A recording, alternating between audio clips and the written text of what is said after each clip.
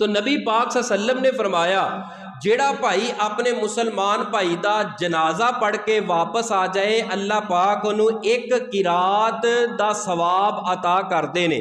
यानी कि फौत हो जाना, गमी आ जाना, गम के उपर सुन्नत के मुताबिक अहकामो मसाइल नूं सर अंजाम देना एक की है इबादत है। और इतनी बड़ी इबादत है, दुख के अंदर अल्लाह ते उसके रसूल की सुन्नत नूं फॉलो करना, परेशानी के आलम अंदर अल्लाह ते उहदे रसूल नूं फॉलो करना इतनी अजीम इबादत है। नबी पाक ने फरमाया जेड़ा बंदा नमाज जनाजा पढ़ के वापस आ जाए एक किरात का सवाब है, और जेड़ा दफन तक और कबर ते मट्टी पान तक उत्थे रहे 2 किरात। महबूब जी मल किरात, मेरा किरात किनू कहते ने? आपने फरमाया ओहद पहाड़ जेड़ा है ना, जिमें पहाड़ हुंदा है जिस तरह ओहद पहाड़ है, एक तो मुराद है किरात तो एक पहाड़।